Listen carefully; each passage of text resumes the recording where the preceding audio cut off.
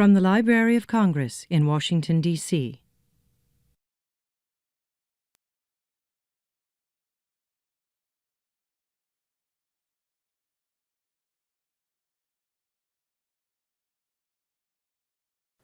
Welcome to the Library of Congress. My name is Steve Winnick. I'm the writer at the American Folklife Center, and I'm here with Sheila Kay Adams, who is a fantastic ballad singer and banjo player and storyteller from North Carolina. Well, thank you. And she's going to tell us a little bit about her life. We're going to have an oral history interview here.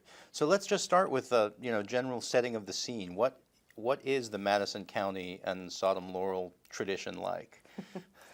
Well, it was when Cecil Sharp came through 100 years ago. He visited different people in the southern Appalachians and somehow found his way to this little community I grew up in, which is called Sodom. The Laurel was added later. I'm not sure by who, but anyway, it was just called Sodom back then. And there were 8 traditional ballad singers that were still singing when I came along in 1953. And I didn't start out really seeking to learn the songs. What I started out doing was hanging out with the older people, because my real grandmother died in February of 1958. And right up the road from her lived my relatively young, although at that time I would have thought she was ancient, she was probably 40, my great aunt.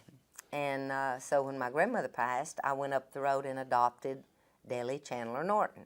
And she turned out to be one of the biggest influences on my whole life. She was a wild crafter, knew every plant in the woods, medicinal value or not so medicinal value. She could point out 3 little plants in a small area, 5 foot square, that would kill you if you ate part, so she knew her business. And but she was also a singer and came from a family of singers. The Chandlers have always been singers. Wallins, they were always singers, and the Rays and the Nortons. And she was from all those families. And so the singing was, they just sang, Steve. They sang all the time, and literally, when they were in the field working, they sang. When they were up in the morning, they were singing, washing dishes, and before they'd go to bed, they'd all sit out on the porch and sing. So that's what the singing was kind of like over there, and it didn't matter what kind of song. Anything from, Black is the Color, a traditional ballad from across the big pond, to Carter Family, to sacred songs, to I see the moon sees me. Anything that had a tune, they could sing it.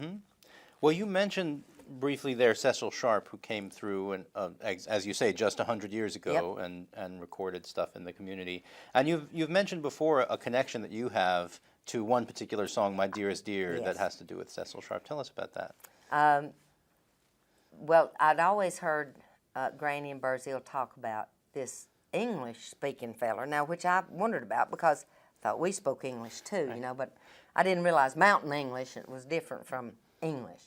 But as I got older, they told me that this man came from England to collect their songs because he thought they were special, and he put them in this big book. And so that went along, and I went to Mars Hill College, which is in Madison County. And in the library, in the little index file box, I found Sharp, Cecil, folk songs from the Southern Appalachians. And I got the book, looked at it, and it was both volume 1 and 2. And there was my great-great aunt, Mary Sands, who would have been a Wallin, recorded by Cecil Sharp on August 5th, 1916. And my great-great aunt had sung a song called My Dearest Dear. And right over the ridge, her niece, the next morning, gave birth to my mother. So she was in labor while my great-great aunt Mary Sands was singing for Sharp, My Dearest Dear. And now you sing that song. Oh yeah, absolutely. And that's my mama song, Right. Well, tell us about Dellie. So you said you adopted her as your grandmother. I did. Basically. And she used to laugh and tell people, she adopted me, and I didn't have no choice. Hit's little brain is pretty determined when she takes mine to have it that way. And so I just, but you know, I think they appreciated it, the older people did, because I was so interested in everything they're doing. But Granny was, gosh, she was, I think, ahead of her time, because she was born in 1898, October the 3rd, and she, the man that she was in love with went off to World War I and wound up, he made it back home, but he died of the flu epidemic in the 18, I think? right, 1918. And so she said that she was an old maid at 21, barely turned 21 when my great uncle Ross asked her to marry him, and he had 4 children of his own, and then she had 5 of hers, and she raised all 9 of them, and then he died in the 60s, and she was basically free from that point forward. And I asked her one time, why didn't you marry again? She said, 'cause I went from being my daddy's daughter to being my sister's handmaiden, that would have been Burzell when she married Lee, to being my own person, and they wasn't no man going to tell me what to do. Absolutely not. After Ross died, I was done. Right. And what were her favorite kinds of songs to sing? Granny loved all manners of songs. She loved the Carter family, and she used to sing flowers after, let's see, don't give me flowers after I die, you know, after the soul is gone. Right. That was one of her favorites, and then she would drag out a love song or an old ballad that was hundreds of years old and sing it, and she loved Herman's Hermits. That's great. Yes, we used to dance on the porch to Herman's Hermits. There's a kind of hush. Right. Yeah. All right. So she loved all kind of music. Great. Well, you also mentioned Burzell Wallen. Burzell, yeah. What were her big songs that? Well, now Granny had Little Farmer Boy that she was kind of, you know, that she considered that her song. But now Burzell had one of the same, almost the same story, a little bit different, but she called it The House Carpenter. Now they were sisters, but Burzell's brother-in-law, Kaz Wallen, had one called The Demon Lover, and they're all through the same song. But Burzell had, she had a way of singing that was almost like conversation. You know, The Girl I Left Behind Me. Right. Boy, she could sing that and just. But she had a great line in Johnny Doyle. That was one of her favorite ones. She called it Johnny Dial. And she said, my ear bobs, they busted and fell to the floor. And I always thought, golly, what could cause your ear bobs to bust and fall to the floor? But Burzell was good at, Daddy said that when they were young, that Burzell was the one that had such a sweet voice. And she was the oldest one of them. Lived up into her 90s. She was like 97, almost 98 when she died. Right. I remember seeing her in that John Cohen film. Yeah. Where and she looked ancient then, didn't she? She looked ancient, and Yep. she sang "Oh Death" or "Conversation with Death," and she did her fingers, you know, death is going to get you. It's very, very spooky. Yep. Yeah. Yep. Yeah. So I have a kind of weirdly specific question about that film, because I understand you were there when the dance was filmed. I was. As a child. And so there's one thing that I noticed in that film, which is Dillard Chandler there's a scene where he's in a diner with a couple of his male friends, and they're just sitting around. And then later at the dance, one of those guys is there, but he's wearing women's clothing. Right. Was that a tradition, or No, what it was was a that dare. about? It was a dare. It I was see. a dare. They dared Doyle. His name was Doyle Chandler. He was a nephew of Granny's and Burzell's. He was the son of their brother Lloyd, who first sang "Conversation with Death," actually, for John Cohen, I believe. And so Doyle, they dared him to do that. And you just can't dare a mountain man to do anything. You know, they'll step right up to the plate. And so he showed up and danced a little bit with Peter Gott, if I remember right. Yeah. Yep. Oh, Well, it was so it funny. was We thought it brave to funny do that.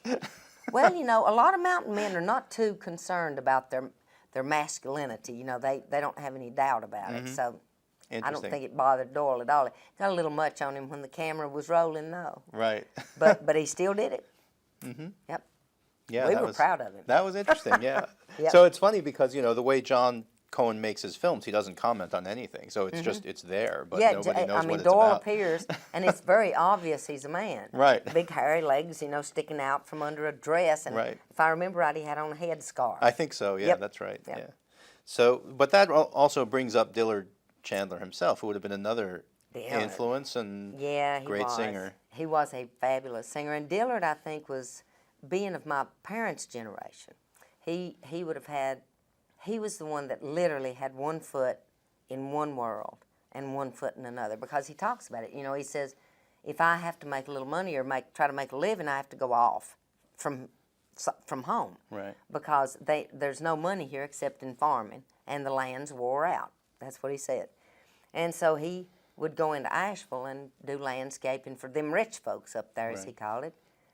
But yet he would come back home, you know, and participate in whatever was going on there around home, and still singing. He had a fabulous voice, I thought, for singing ballads. Yeah, that soldier traveling from the north, the way he Yeah, does that. wow. And that he had another one that was a sailor being tired. Yeah, Yep, yeah, great singing. yep. Yeah. Fabulous. So you're a girl and you're in this film because of whole film crew or John Cohen himself and The one, yeah, one person as film crew, yeah, right? comes and is filming your family and filming Dillard. Did that make an impression on you at that age? It did, but at the same time, see, I'd heard all the stories about Sharp coming, Right. you know, and being in that area, and so it was not surprising. And Alan Lomax, actually, had come through there briefly in the 60s, if I'm not mistaken, Right. early 60s. I think that's right, yeah. Yep, he came through Asheville and wandered over into Madison County a bit, but anyhow, so it did. It really influenced I forgot what the question was, Don, I'm sorry. Whether it had made an impression on you and Yes, and right, and sort of impressed. It did, and what it did was give me a boot in the backside Right. to get busy and learn these songs, because people from outside thought they were important. Yeah, and I mean, Granny always said, you know, there's a song for everything. yeah. Yeah, that's great. You know, one of the things that you mentioned was Lomax coming through Asheville specifically, and that sort of sparked in my mind the question of Bascom, Lamar, Lunsford, and what his influence would have been on you. Well, now, Bascom was an interesting character. He was many things. He was a lawyer, he was a folklorist, you know, a collector, and he was also a bit of a fancy dresser. You know, he wore white suits and ties and vest, you know, the whole thing, and shiny shoes, and the kids thought he was kind of odd, because he would get up on stage and sing these old songs without any accompaniment or just his banjo. Right. You know, they'd have like a little 30-minute program of him singing. And it was only later that I understood how important Bascom was to our area, because he was Madison County. Right. And he actually went around all over, you know, the western counties of North Carolina and collected songs. And do you know, he wrote Mountain Dew? Yeah, that's Yeah. right. Yeah. He did, and he found himself in Chicago without money to get home, and he sold the song to somebody for the fare back to North Carolina. Right. That's great. Yeah. Yep. Yeah, and he, you know, I mean, it was also interesting because he was one of the people who'd been recorded in those early days of recording in Right. the 20s and 30s, and then was still around Right. For Yep. quite a long time And after that. he was definitely around the 50s. He was around the 60s, because I took Granny and the crowd up to the Asheville Festival, which I think is the longest running folk festival in the world. I think that's true, yeah. It didn't even break during the wars. Right. And so I took them up there, and he would have people come and sit on the stage, and then get up and perform. So, and I can remember that. His son, Lunsford Jr., was the agriculture teacher at the high school I graduated from. All right. So So did Bascom encourage you? he did. As a matter of fact, he gave me if I remember right, it was a nickel. Mm-hmm. Because I sang Little Margaret for him. So was that the first time you got paid as a singer? Yeah.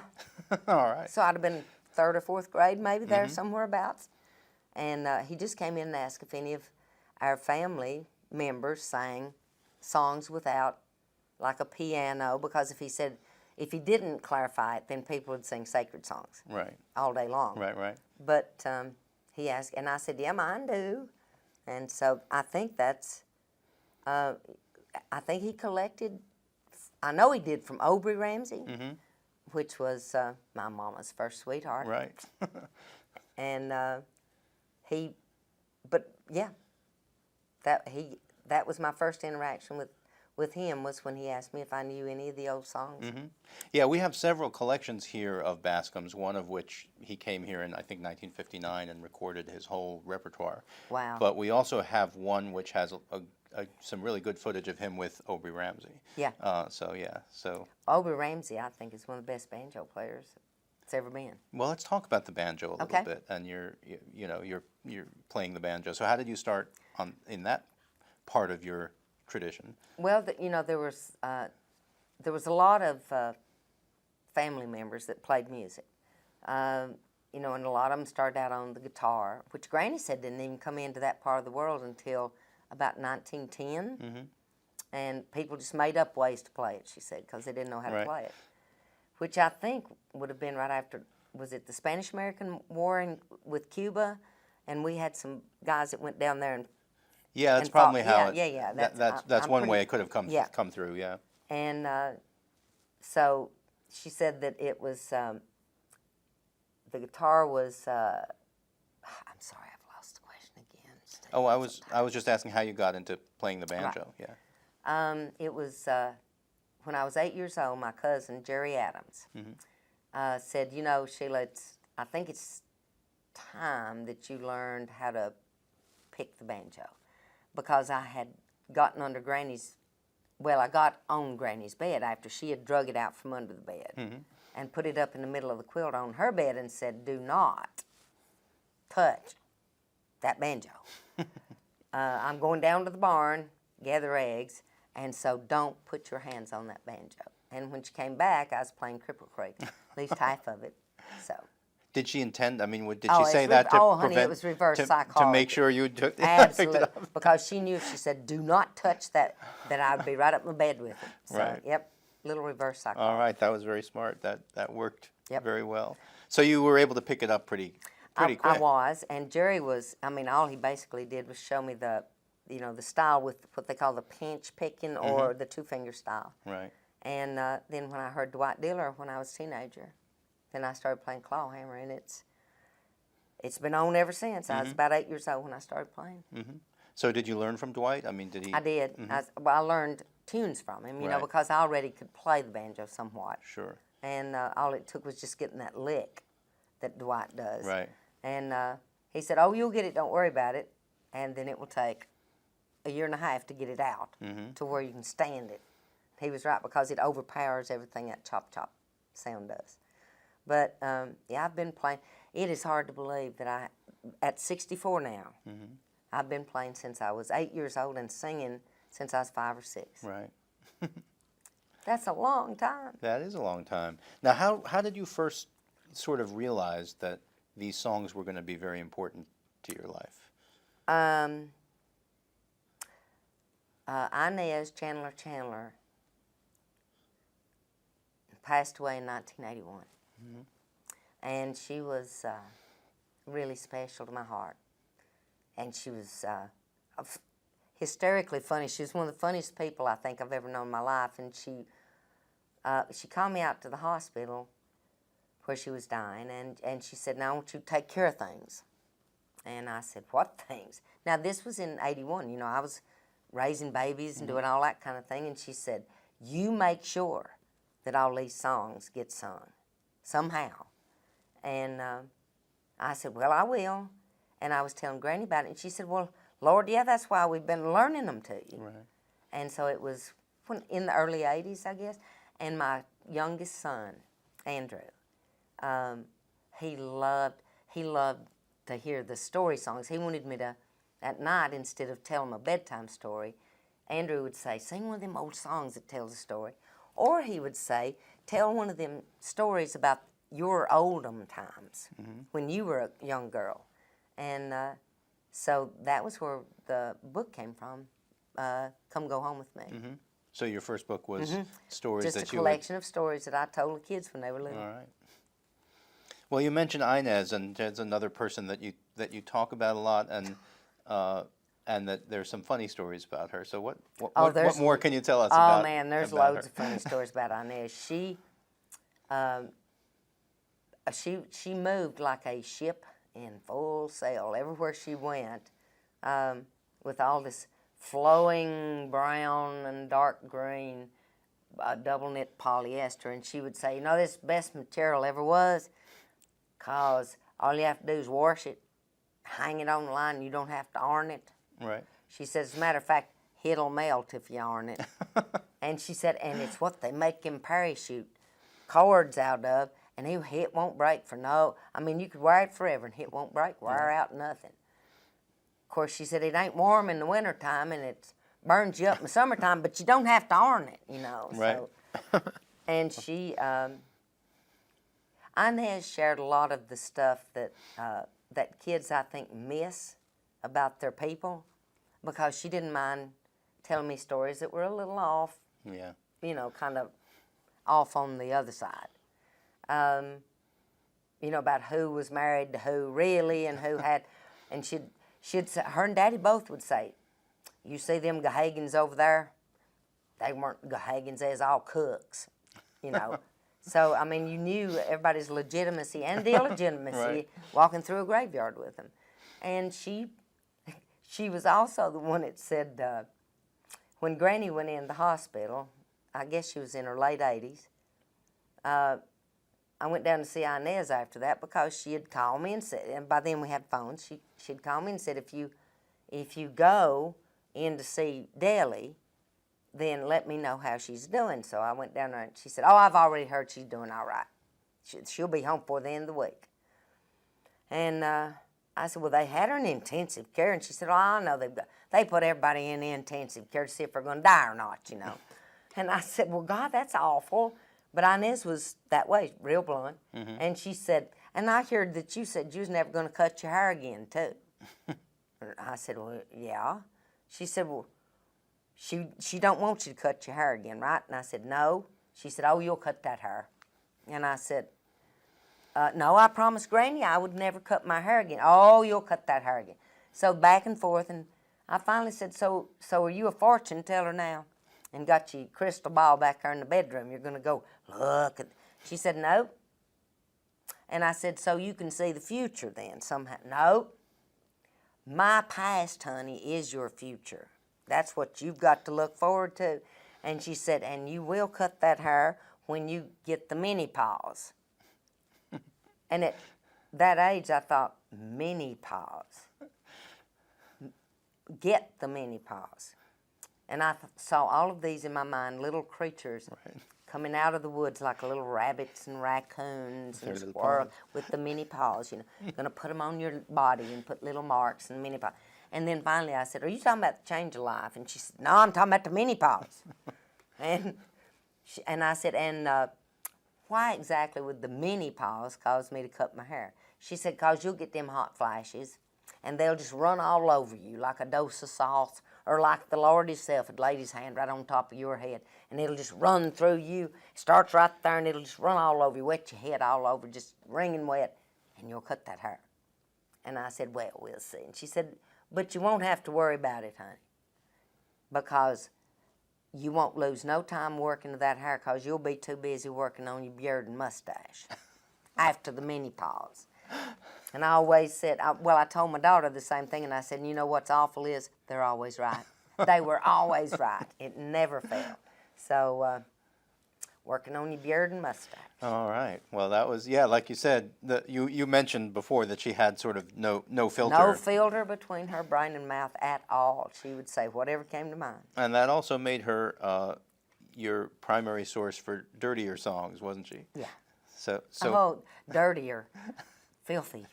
It's, you know, a good I was friend. I was shocked when I heard some of the songs I know, that she I know. sang for you. That came out of my mouth, you know. And if you remember, I didn't really want to do them, but I did, and because of Branson mainly, you know, my Right, fiddle player. right. And but boy, they were. A friend of mine said, you know, Sheila, there's a difference in vulgar and raunchy, and these are raunchy. So, Well, I think it's interesting for people to know that that was actually part of this tradition Yeah. too, but that, you know, it didn't get collected very much because you wouldn't sing those in front of people you didn't know. that's right. And you know, Cecil Sharp collected a bunch of them because Aunt Zip herself, who lived to be 112, told me that, well, you know, I didn't just sing 4 nights for him. I sung all 7 of them.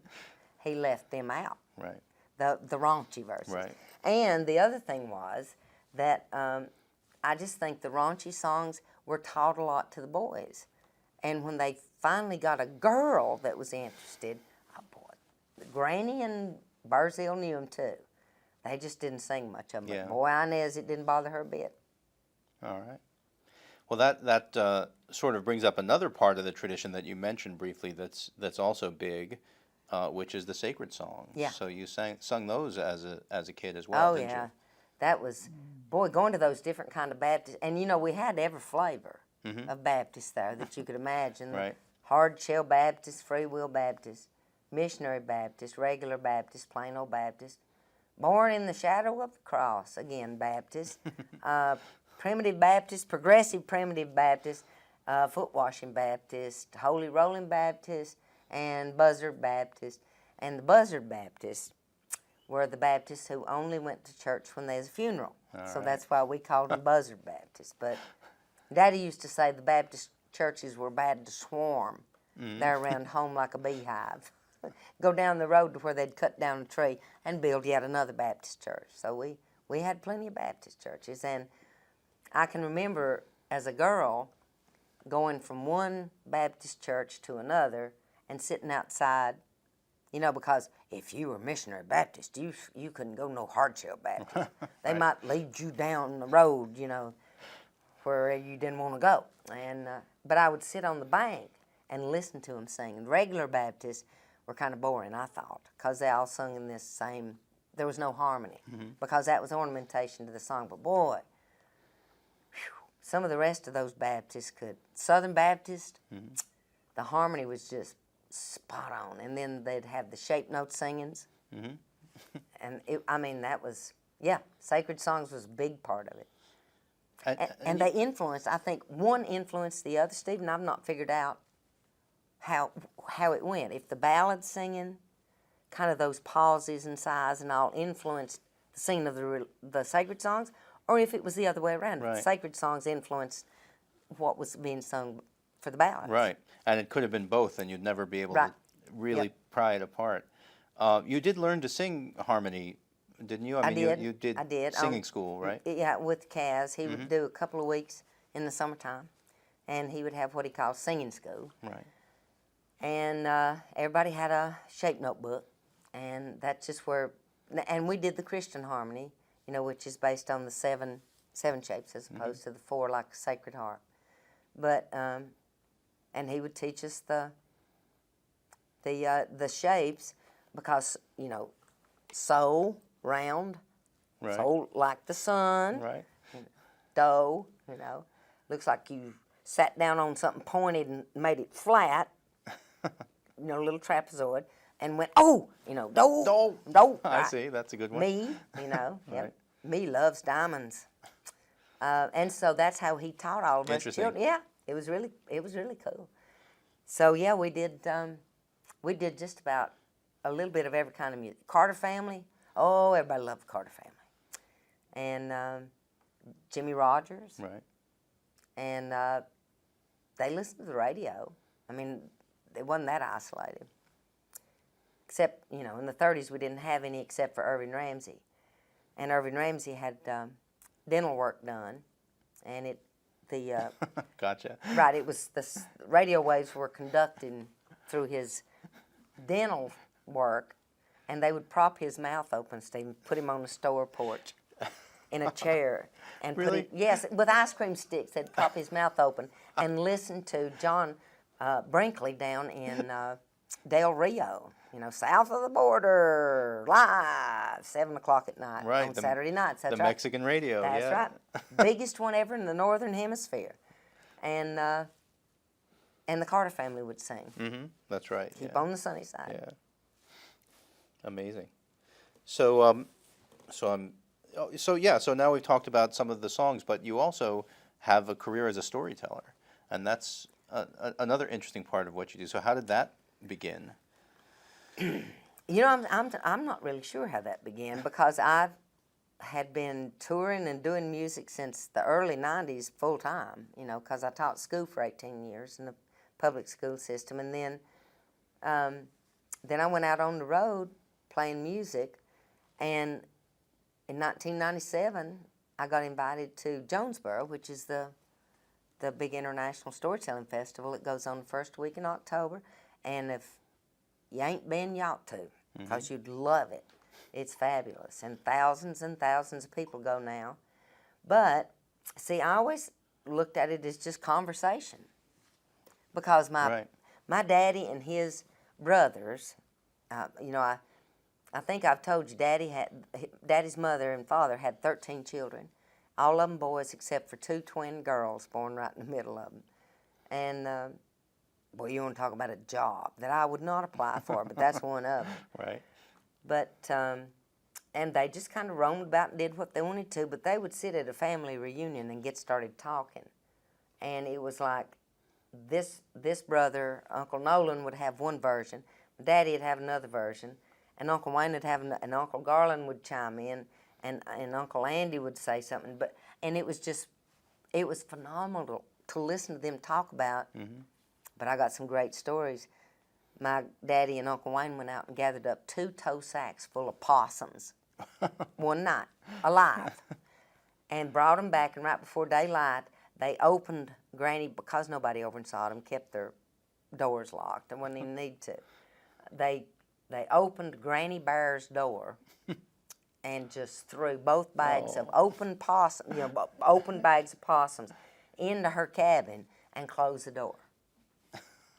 And she said, I'm going to tell your mommy onions, because I have gathered possums out of every crook and cranny in this whole cabin, and I am wore slap out. So, and that was 2 days later. So Daddy said they must have been 150 possums in those 2 bags. So they were natural-born storytellers. And if they couldn't find one to tell, they'd just create one. Right. Well, it's interesting because, when I was young, if you heard the term storyteller and when there was a storytelling festival, it was mostly people telling old traditional folk tales. Right. And nowadays, it's much more common for this kind of family story to be the story that gets told.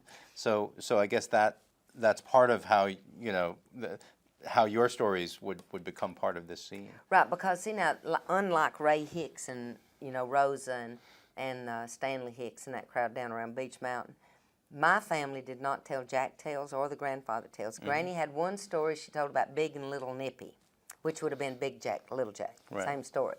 But they were more into singing the songs and playing music and frolicking it, dancing. And so there were not those kind of stories. But they had all these family stories that they passed down that would, some of them would just curl your eyebrows at the stuff those people did back in the 1800s and 1700s. Well, yeah, as a homeowner, the thought of someone throwing 2 large bags of possums into my house, that would be unusual these days. Right, and the fact that she was named Granny Bear. Yeah. See, now there ends another story. That's right. That's it. Her husband had killed a sow bear, as they called it, right, and was skinning it out and heard a bear cub crying over in the weeds, went and got it, took it home to Granny Bear, whose name was Martha, and she had just had a baby. And she nursed that bear cub right alongside that baby like twins. Wow. And it followed her around like a darn big dog. Everywhere she went, that bear was with her. And it got to be a rather big bear. And the circus came through and her husband sold it to the circus. Oh. She said, it's just like losing one of my young'uns. And poor old thing, I guess it was. Yeah. Yeah, but it would be hard to keep supporting a full-grown bear, I suppose. And it's still a bear. Yeah, and it's still a bear, exactly. It's still a bear, It's not, yeah. it's a little That's dangerous. how she got her name, Granny Bear. Yeah. Well, one thing that we're very happy to have here at the American Folklife Center is the collection of the National Storytelling Festival. Absolutely. I thought So that we've was got, a fabulous move on both Yeah. parties. That was great. So we'll have your performances from that festival will be here in Yep, the and library as well. I'm going back this year. All right. actually. So there's one festival performance that was sort of big in your life, and because I asked about storytelling, we kind of jumped over it. So let's jump back to the Smithsonian Folklife Festival when you first went there. Yeah, that would have been the bicentennial celebration, 1976, and I would have been 23 at that time. And you know how you are at 23. You're just fresh out of college, and you Right. know everything. Right. I mean, gosh, you've learned everything. There's nothing else that's gonna, Boy, when we went to Washington that year for the bicentennial celebration to the Smithsonian, I don't think I've ever worked as hard for so little money in my entire life, because they worried me to death. It was something all the time, but it was good stuff. And So you came up with your whole family. I did. I Yeah. came up with them as a singer, as one of the singers, and it was really weird because you had Evelyn Ramsey, who was probably 20, 30, maybe even 40, not quite 40 years older than me, and then me.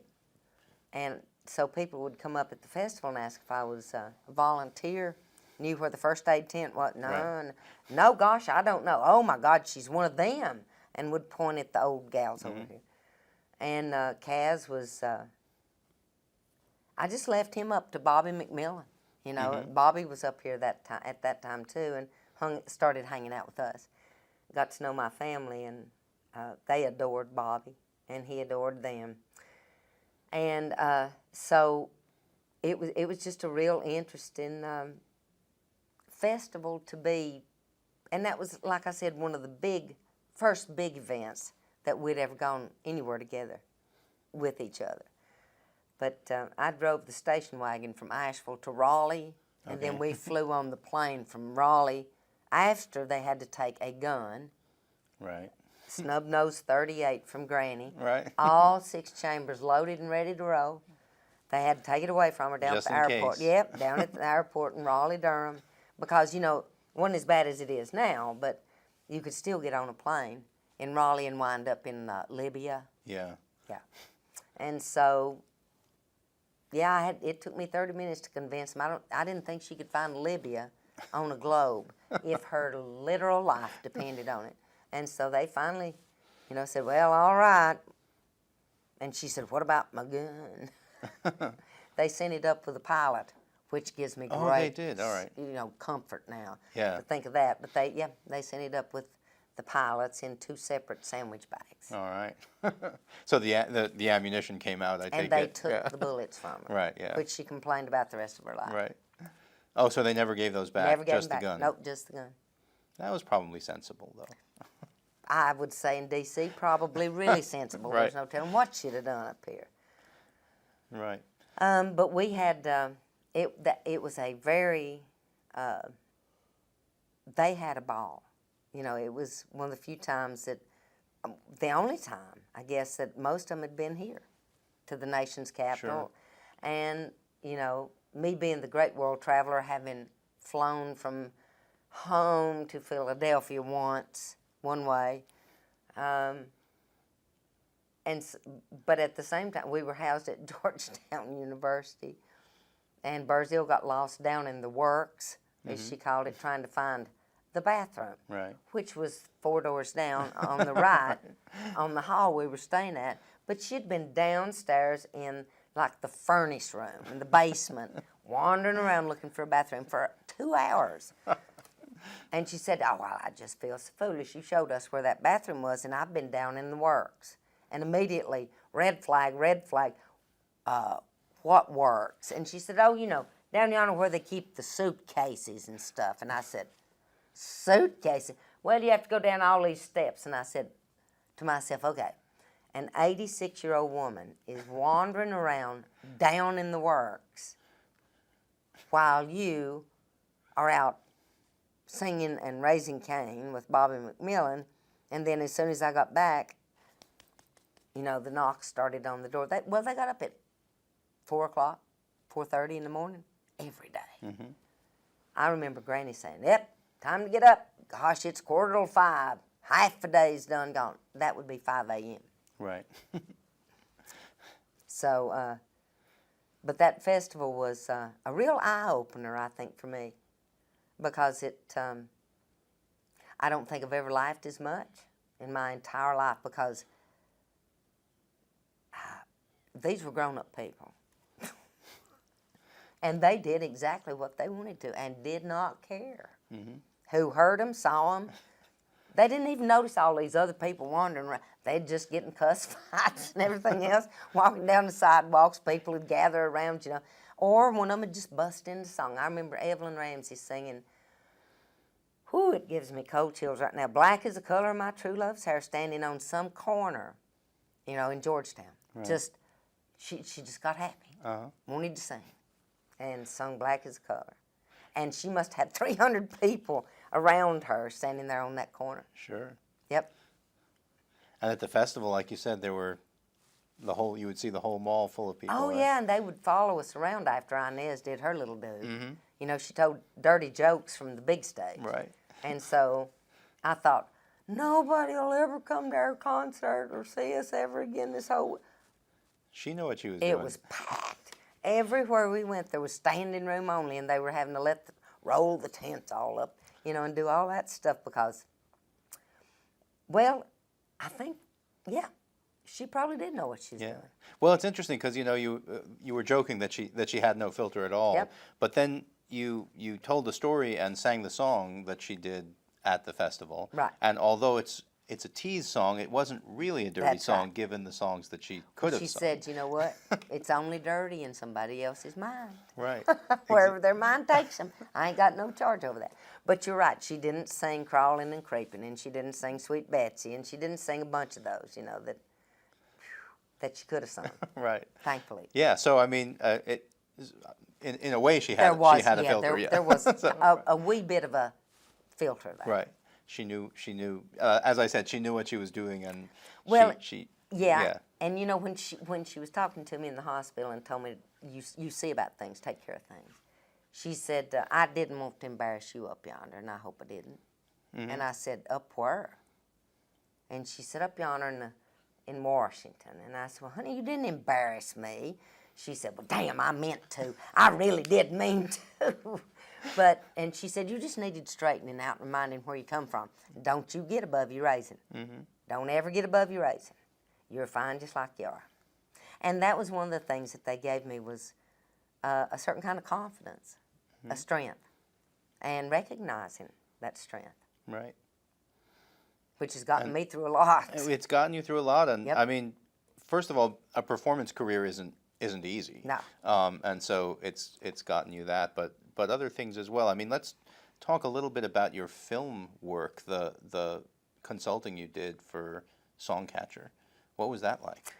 Well, it was really interesting. I got a phone call, and I'm not even sure what the exact date was, but it was something like 90, I don't know, 4 or 5, from this woman who said she was a film director from New York. And immediately, I went to attention and red flag, red flag. And she said, "And my husband and I, David Mansfield, we're thinking about doing a film based loosely on the life of Olive Dame Campbell. And would you be interested in helping us with the songs and the singers?" Because Cecil Sharp had a huge influence on what eventually happened concerning Olive Dame Campbell. And I said, "Well, let me think about it." And so I made some phone calls because I seriously, at that point in the 90s, took my role in keeping this tradition because, you know, Granny had just died in 93 and Kaz in 91. Right. I mean, it was just like dominoes since Inez had died. And so I, at that point, was taking it really serious about the love and passion I have and that they had and my family has had for a long time about these songs that are ancient. I mean, some of them are I know one about Queen Eleanor's Confessions, Mm-hmm. and who was she married to? Henry the Third or something like that, wasn't it, or fifth? I think it was earlier. It was second. It right? might have been the Henry second. the Yeah, second, Henry the Second. That's right. So, and then when the Normans invaded the Saxons, and so these songs go back forever. Right. And to know that somebody had carried them over here in their heart, and then passed them down into Granny's and Barzill's and Inez's heart, and they shared them with me, and their main goal was to get them into the next century. And so it became, obvious that I was going to have to be prepared to do that too. Mm-hmm. And so that influenced your sort of decision on that film. Yeah, it did. As a matter of fact, well, I don't mind telling you, it was Wayne Martin in North Carolina, who's now our wonderful, fabulous head of the Arts Council in North Carolina, and has done so much good work down there for the arts. He said, well, Sheila, somebody's going to do it. That's right. And why not make sure it's done right? And so, they won they called me from Sundance. Maggie and David did, and Aidan Quinn. They were all three at Sundance, and they were going to fly me out to Sundance because the music in the film Songcatcher was winning so many awards. Right. And I couldn't go, but it was all right because that's what I hoped would happen. The authenticity of the songs and the music. And you had some people in the film who were traditional singers and others who weren't, that you had to teach how to do it. What was that like? Emmy Rossum was a child prodigy opera star. Right. She, as a matter of fact, she was the latest female character cast for Phantom of the Opera, the latest version of that, yeah. And so she's very, very talented, beautiful young gal, and boy, I didn't realize at the time that an opera singer basically mimics the sounds. They don't really learn all those languages. Right. Right. And so what she was catching was every inflection that came from my accent. And boy, she would sing those daggone things back to me, and it was almost like listening to me sing. Yeah. And Jim, my husband, then came back and said, well, I thought you didn't sing in Songcatcher. I said, I didn't. He said, well, I just heard you on the radio. I just heard you on NPR singing, from... And I said, Jim, that was Emmy Rossum. No, it was not. We have been married a long time, and I think I would know when it... And I said, Jim, it was Emmy Rossum. And it was. And then there was Bobby McMillan. Right. Sang with Hazel Dickens and one of the actors in sang Death, Oh Death.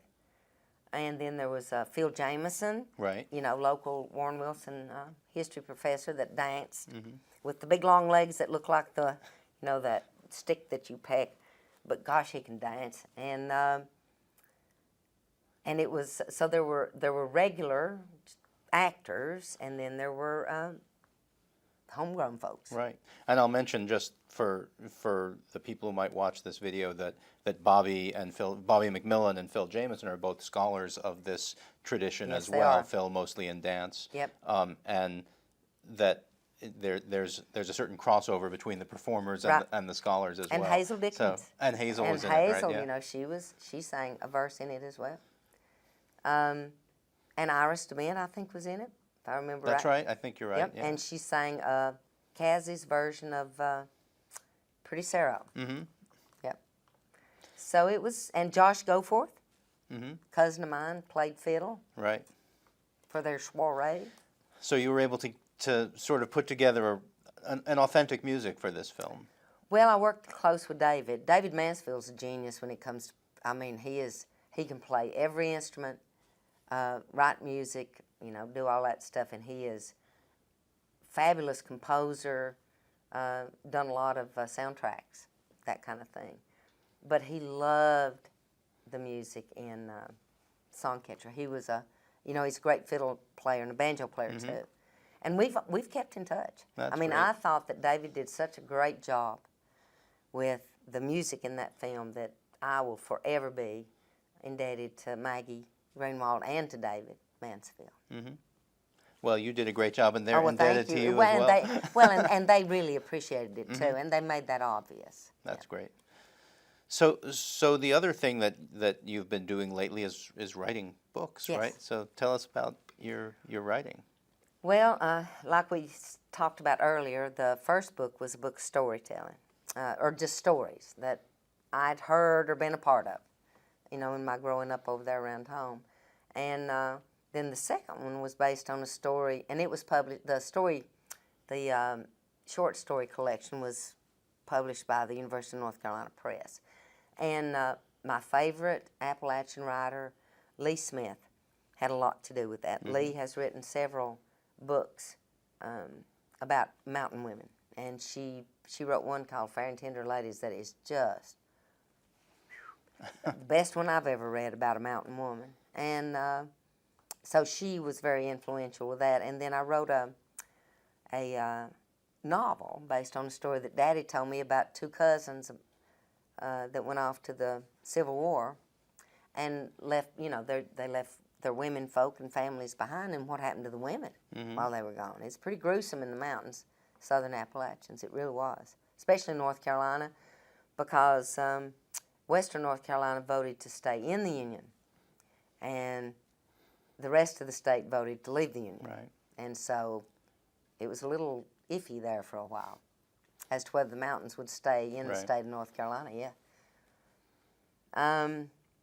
and both books did, fairly well. I was really pleased with how well they did. The novel was first published by Algonquin of Chapel Hill, and then it got picked up by Random House. So it's a paperback, so I thought, well, shoot. But I've got one more book in me, I think. I've got several. I'm working on one now called The Hanging of Peter Smith. All right. So you already know then. Right. Peter Smith's going to get hung. But it's told from the perspective of four women, different women, who tell different stories about Peter Smith, but they all lead to the gallows, Right. And that's a true story, because Peter Smith was the last man legally hung in the state of North Carolina. All right. Yep. And but I've got one I want to write about my family's take, or the way they looked at outsider folklorists coming in and collecting their songs, and how it went from Cecil Sharp to, gosh, who was the last? I guess Alan Lomax was the last one in the 80s, late 80s, or early 80s, 83. So he was working. Was he with a video crew at that time? Yes, and he had a crew of makes more sense. than one. Right. Yeah. He had a rather larger crew than John Coyne did. Right. But that I would really love to write that story about some of the things that they said happened, and some things I witnessed myself, like Doyle Chandler dressing up like a woman. That really happened, and it was on a dare. Yeah. I think it's funny because I think a lot of people watch the film and they don't actually notice that. It just kind of goes by. Gosh, I don't know how, because he, he's like, shoulders this broad and big hairy legs hanging down. I know, but I've mentioned it to several people and they've said, "No, I don't remember that part." Yeah, right. Yeah. So whatever. Yeah. But yeah. Well, so in your community now in Madison County, there's a sort of a revival of the ballads. I mean, a lot of kids are collecting them and singing them. Yep. And what part did you play in that, and how's that going? Well, it was. It's really interesting because now that I think about it, Songcatcher, back in the late 90s, kind of, boosted some of my cousins along. Donna Ray Norton, one of the best ballad singers I've ever heard. She's about 35 maybe now, and she's absolutely stunningly authentic. My daughter is a great singer, Melanie, and it was kind of that Songcatcher, just like John Coyne did for me, and like Cecil Sharp did for Granny in that crowd. Kind of gave him a little lift, and then there were these kids that started coming to me. Elizabeth LaPrelle, Right. who is, I think, one of the best ballad singers that's ever stood upright and walked. Sam Gleaves, same thing. one of the best ones I've ever heard. And around home, we've got Ash Devine, who is such a great ballad singer. She's from southwestern Virginia, right around where Doc Watson is from. Sarah Lynch Thompson, who is a fabulous activist and ballad singer. And Branson Raines, my little fiddle player from, his voice has gotten, it's just cream of the crop now, you know. So there's a bunch of the, and my grandson, Ezra, who will be 11 in May, a couple of months ago, or I guess about a month ago, he was to spend the night with me. And I was talking to him while he was, you know, getting settled in his bed, and he said, "You know them old songs you sing?" And I said, "Yeah." He said, "You know any about people killing anybody?" I didn't ask, you know, if he'd gotten into like harming animals or anything, but he just said, "No, Mama put in one of your CDs, and I really liked one of them." And I said, "Oh, really? Which one did you like?" And he said, "It's about a drunk man." And I thought, okay, 4 Nights Drunk, here we go. And so, but he can sing 4 Nights Drunk and Jerusalem Morn. But it's the granddaughter who's coming along too. She'll be, she's missing her 2 front teeth right now, and she's embarrassed to sing. But now, Carly Rose can sing. And with a name like that, Carly Rose, oh yeah. But now she loves the old songs and loves to. She doesn't know the words. She'll be 7 this year, but she doesn't know all the words, but she'll make them up. Tell the same story. All right. Yeah. So a lot of these singers that you're talking about are relatives of yours. Yes. Some of them not. But another thing that you've been doing is going to places like Augusta and teaching in a more kind of almost academic way, where people come to you from all over the country to learn ballads. And so how does that differ? What is that like? If there's a young person in that crowd, I can guarantee you they'll be at my house spending the night within 6 months, because I'll bore in on the young folks, because, you know, that's where it is. That's what it's all about. It's about handing, well, as Cecil, nobody said it better than Cecil Sharp. He said, "From birth, we are given this right to these songs. They belong to us." And so that's what I tell these kids, and boy, they come just like shots, you know, and Sam spent a whole summer at my house, you know, and it's just wonderful. Branson is there for 2 years. Yeah. So, yeah. And so, you know, it's just, that's what it's all about passing it down, passing it on. All right, that's a great sentiment to have. We love to hear that, because we're involved on the other end in collecting these things and keeping the collections for future generations. And the fact that you're doing the same thing just as a person, you're an archive teaching it to them. So that's wonderful. One other thing I wanted to mention is the fact that you're the recipient of a National Heritage Fellowship from the National Endowment for the Arts. So tell us about what that was like. Wow. Well, as you know, Steve, my husband Jim committed suicide in 2009 in March, and I felt I didn't know if I was going to make it through it or not, but the funniest thing happened. I started to remember these songs that came from Granny, and because she would say, you know, laugh or cry, honey, or sing a song. Laugh or cry or sing a song. That's what's going to make you better. That's what's going to heal you. And so it was like I just forgot about the here and now, and I just sort of leaned back, closed my eyes, and fell back into the arms of all those loving women with all those songs. And Jeff Warner, who's the son of Frank and Ann Warner, another great team of collectors all over North Carolina, you know. We've got their collection too. Yes, you do, and I'm going to look at it tomorrow too. He came to me, and Jeff is such a fine and nice and wonderful person. And he said, "Sheila, I'm so sorry to hear about Jim, and I want to teach you a song." And I thought to myself, I do not believe that he just said he wants to teach me a song now, 3 months after Jim's death, and he's going to. And he said, no, this is one, Sheila, I promise. You've got to learn this song. And he taught it to me. He sat down, and I learned it the old style. Mm-hmm. He'd sing it, I'd sing it back to him. He'd sing it, I'd sing it back to him. And that's how I learned it. And it was Bright Smile Haunts Me Still that was collected out on the Outer Banks by his parents. Right. And isn't that amazing? Yeah. It just it looped around the world, you know, because that song that she sang was the song that they sang on New Year's Eve when the guy went around and checked the gates for all these little towns in Scotland. Okay. That was the one that he sang in this little place, I think called Iverness. Okay. Or Iverness.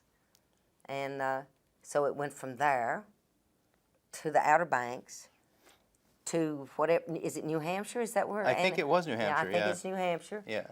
Back to Western North Carolina, and then I took it back to England and sang it this past summer. Very nice. Yep, So her bright smile haunts me still. yep. Only I changed the words to his bright smile Right. haunts me still. Yeah. Right. Yep. So that so I mean that experience is sort of one of the universal experiences I think that people who perform or who have traditional songs in their background have, which is that, you know, these tragedies happen to us and then we realize that, well, these tragedies have happened before to generations For of people. thousands of years, that's right. And here it is in the songs that I already know Right. and that I already sing. Yep. And you know, that's a gift Yeah, to be given those songs and to be given that knowledge that it ain't just you, honey. yeah, And somehow they made it through. yeah. But then a couple of years later to get that recognition. To get the NEA yeah. award was, that was in 2013, and Jim died in 2009. And so when Barry Burgee got a hold of me, you know, to tell me that I'd gotten it, I thought he was calling me to ask me to MC the event, because I thought maybe something had happened to Nick, you know. Right. Nick Spitzer, who usually does. And he said, no, I want you to come up here and get yours and take it back to North Carolina with you. And I just started bawling. I was mowing the grass. It's one of those, I'll always remember where I was when I got the news from that. And then I found out George Holt had worked so hard and tirelessly to get that, all the material and all that stuff together, he and Wayne Martin. And the NEA, getting that award, Steve, really lifted me that last little out of that hole, you know, and gave me the incentive. Because when you get an award for keeping alive something that was given to you, what are you going to do, go home and sit down? Right. Die? No, you're going Right. to keep going and working with these young people, because that's why you were recognized, and it meant it saved my life. It absolutely saved my life, getting that award. And I am so appreciative of the National Endowment for the Arts. It has done so much for so many people. 2 of my family members received that award, Doug Wallen Right, Doug and Wallen. me. That's Yep. right, yeah. Doug. So we Yep. we didn't talk about Doug at all. We talked about and Kaz, but Doug and I were cousins. Uh-huh. And for that to happen in one little tiny community right.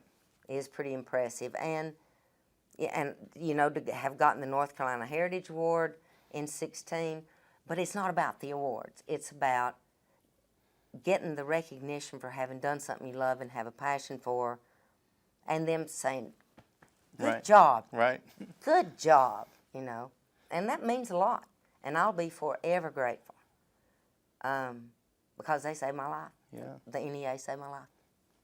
Well, another thing that sort of prompted you to do, I think, is do more touring. You've said that in the last few years. Absolutely, Yeah. yeah. So- well, let's put so it where this have way, you it's been? enabled me. to Yeah. do it. Well, that too. Yeah. Right. Yeah. yeah. Sure. It encouraged me and enabled me, because if they hear that National Endowment for the Arts Fellowship, you know, then they're more interested in having you come and do. Right. You know. So you've been I pretty was much in- everywhere. You've I been was to Australia. Australia this time last year.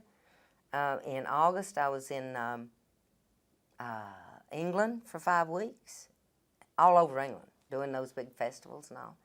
And then I was in France, in Paris and Normandy in December. So how does it differ taking these songs to audiences from from other countries, which aren't so local and so aware of the tradition. Do you know that in Australia, I had people come up after concerts crying and saying I had not thought of that song in 60 years since my grandmother sang it. Because, you know, we're all the same.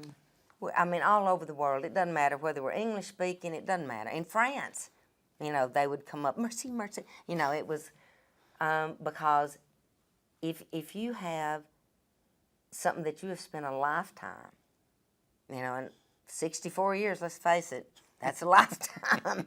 That's, you know, 5.5 or 6.5 decades, right? Yeah. Yeah.